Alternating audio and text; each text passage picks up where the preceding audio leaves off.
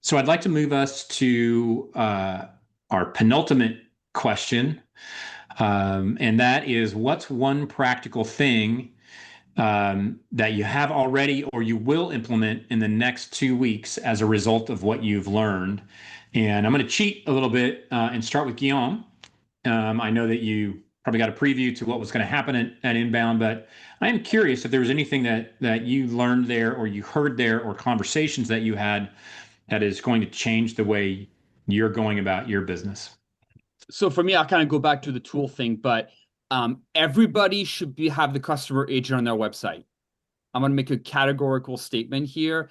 I do not know why in 2025 you would not have the customer agent available to you. If you're a paying HubSpot customer, you have access to the customer agent. It comes with credits, free credits for you to use. So experiment with it, set it up on your website, set up the customer agent. It is literally a concierge that will just handle communication that come in through your website. I cannot think of a reason why in 2025 you wouldn't add that as an option for visitors to your website. And if you only want to have it during off hours, that's fine. But please do me a favor. You're paying for it. Please use the tool you're paying for. Leverage customer agent. It'll be massive. And I think it's a way of dipping your toes into agents and it kind of like in a familiar way, right? Because you're probably used to like chatbots and that kind of technology. So it's a familiar, I think, space to play in. I know the prospecting agent is like next level because it's out there prospecting on your behalf, and that could be a little bit scary. But the customer agent, please try it out. Work with this team to implement it. That's like my one kind of practical thing everybody should be doing after this call. So good. I am going to try to tie you down. I'm going to try to tie you down a little bit. Is there something you learned or something that's changed that is impacting the way you're going about your business?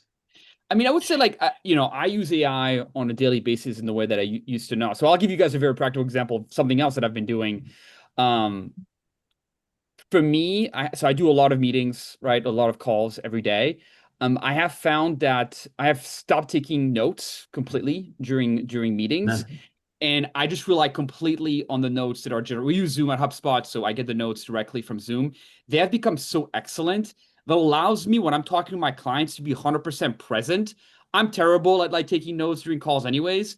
So that's one thing that I do on a daily basis, and it has changed my life. I can be much more present and emotionally invested in my clients' conversations without skipping a beat and worrying about remembering this or that. I've got the notes afterwards. So that's another thing that I recommend everybody kind of leverage is get any tool you want. There's Ask Elephant. There's a bunch of them that provide it, but like don't take notes during meetings anymore. It's not needed. Man, so good. That's great. That's great practical advice. Thank you very much. And Of course. frankly, I've noticed that we use Avoma as our meeting recorder and note taker. And I've noticed both in HubSpot and for ourselves, we come out with much better notes than any of us took before.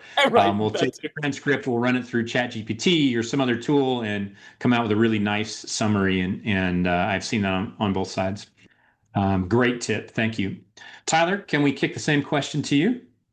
Yeah, I think the biggest thing is we're heads down on Data Hub and Data Studio. We're figuring out the tool, we're figuring out its limitations and coming up with a plan on how we can help all of our customers utilize this brand new tool. I think that's one of the biggest things that's coming out of Inbound that we're working on. There's some app stuff that's also on the back burner for Message IQ. So all of our Message IQ customers will get some greatly improved reporting and all of that within HubSpot. But yeah, Data Hub, Data Studio, the app events for Message IQ. Those are kind of the heads down things that we've been working on. Beautiful. Thank you. Appreciate that. And Brett, I know that you're often ahead of the game on these things.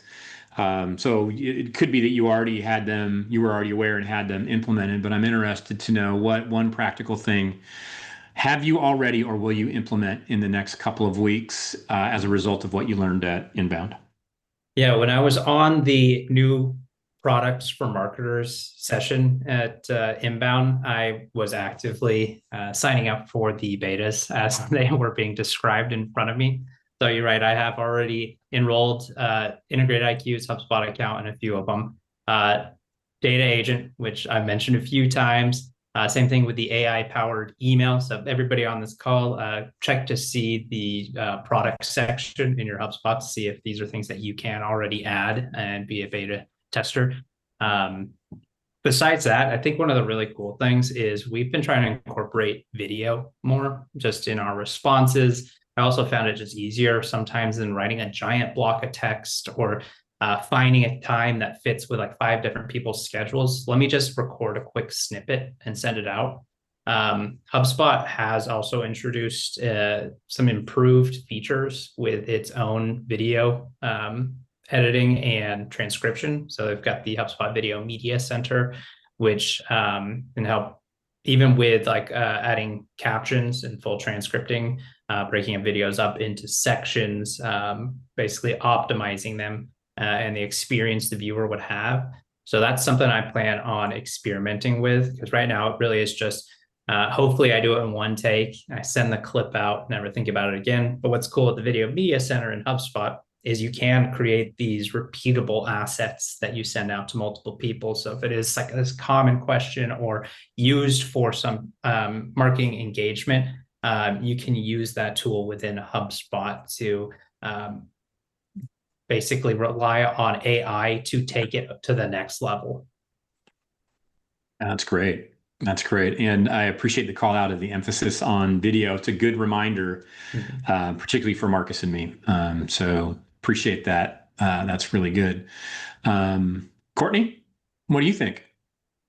So, I spend a lot of my day in spreadsheets and analyzing data. So I am very, very excited to leverage some AI tools to help that process go faster, be more accurate, and deliver insights that maybe I or other humans might miss. However, the trick with that is sometimes AI can very confidently hallucinate and tell you something that maybe is not true or the evidence can't support it. And so there's always this balance, right, between what is AI really good at and what is AI getting better at? And how do I protect myself when I'm trying to use more sophisticated aspects of AI, such as data analysis? And so I went to a really great session, and we can provide it here in the follow-up link, so that provided a framework for how to use AI responsibly and confidently, knowing that sometimes AI does things unexpectedly. And so a lot of that has to do with how are you checking your prompts? How are you going back and requesting that AI produce the data it used to get those impressive sounding statistics? Those are the kinds of things that I am currently leveraging to hone in my skill set as it relates to getting great insights out of AI reviewed data and spreadsheets. So that's really exciting. I thought it was a really unique perspective. All of us are very excited and on board with AI, but we do have to deal with the fact that AI is still developing in some way. So how do we use it responsibly?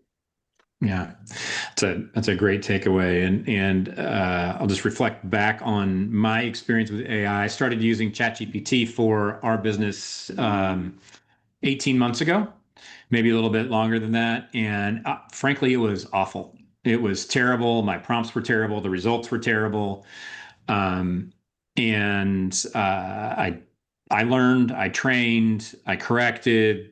Now ChatGPT is pretty good. It understands our brand voice, our value proposition, a lot of our business, because I've connected it to HubSpot, and so it knows about all of our stuff in HubSpot. It's gotten pretty darn good.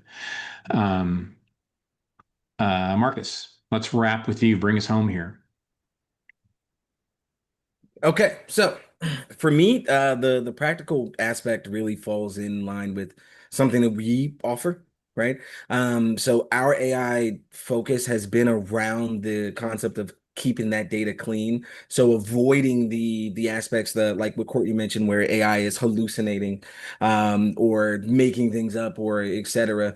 That lets us make sure that things like product data, right? To relate it back to the AI CPQ that I know I'm harping on, but I enjoyed it. It allows that product data to function as a true set of real information that you can utilize because your data is actually clean. So that's something that is being implemented like now, even internally with us, as far as being much more of an AI focused company. But the next step of this is to focus on how that data can also influence our customers adequately as far as us providing an AI readiness related template. So another free commercial for us, but in that case, it just makes the most sense, right? And it's a really powerful tool. um Even the concept of doing those initial pilot workshops or working with clients to go through solutioning of how AI influences their business, there have been a lot more conversations about that, and my door is sort of open for those conversations, along with the actual HubSpot partners, to make sure that there's an alignment on what's being offered to clients and sharing some of those best practices in order to make sure that the folks that trust us with their data or trust us with their capabilities or even trust us with their overall business model can believe that their data is going to stay clean and that they can actually achieve things, and that that can all be rolled out very, very, very smoothly. So that's my tidbit. Yeah, very, very good. I would expect nothing less, Marcus. Thank you very much.